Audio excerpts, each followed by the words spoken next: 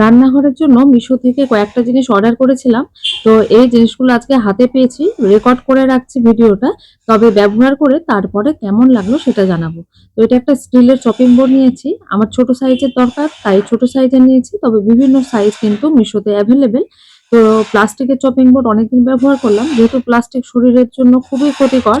প্লাস্টিকের চপিং বোর্ডে সবজি কাটার সময় সেগুলোর ছোট, ছোট কণা কিন্তু খাবারের সাথে মিশে শরীরে প্রবেশ করে এবং এখন তো YouTube এ দেখছি যেগুলো শরীরের পক্ষে খুবই ক্ষতিকর। তো স্টিলে ব্যবহার করলে সেটা ভয় নেই। আর কাঠের চপিং বোর্ডে কিন্তু খুব বেশিদিন চালানো যায় না, মানে ছত্রাক লেগে যায়। আর এগুলোতে ব্যবহার করতে গেলে ছুরি-কাঁচিগুলো একটু খুব কম সময়ের জন্য ধারটা থাকে। তো বারবার ধার করে নিতে হবে। তো ছুরি-কাঁচি ধার করা খুবই সোজা। অন্য একটা ভিডিওতে দেখাবো আমি কি দিয়ে ছুরি-কাঁচি ধার করি। এরপরে যে জিনিসগুলো নিয়েছি সেগুলো দেখতে যেরকম সুন্দর, তারপরে দেখলাম যে না, জিনিসগুলো তো বেশ কাজে লাগবে। তো সত্যি কাজ করে কিনা এটা সঙ্গে, সঙ্গে দেখানো সম্ভব।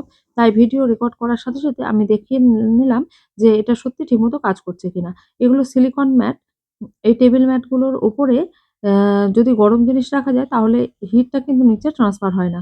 তো টেবিলে যদি টেবিল ক্লথটা প্লাস্টিকের হয়ে থাকে তাহলে কিন্তু সেখানে গরম জিনিস আমরা রাখতে পারি না। সেক্ষেত্রে স্টিলের স্ট্যান্ড ব্যবহার করতে হয়, যেগুলো কিন্তু বেশ ঝামেলা হয় ব্যবহার করতে। আর এগুলো আ যেরকম ধুয়ে নেওয়াও সুবিধা, রাখারও সুবিধা। আর সত্যি রেখে দেখলাম, গরম দুধের বাটি রেখেছিলাম বা দুধের একটা গরম জলের সসপ্যানে রাখলাম। দেখলাম যে না, সত্যি তো যখন এটা সরাচ্ছি তার নিচে হাত দিচ্ছি, ওমা গরম লাগছে না তো হাতে, আবার মেঝেটাও কিন্তু গরম হচ্ছে না। মানে টেবিল ক্লথের উপর এটা ইজিলি রেখে গরম জিনিস রাখাই যায়। তো এটা দেখতেও সুন্দর আর ধুয়ে নেওয়া, মানে মেইনটেন্যান্স এরও সুবিধা। তো সবথেকে বড় কথা দেখতে সুন্দর আর বেশ কাজের। তো এটাও নিয়ে নিলাম। এই জিনিসটাও কিন্তু আপনারা নিতে পারেন। খুব ভালো জিনিস। দুটোই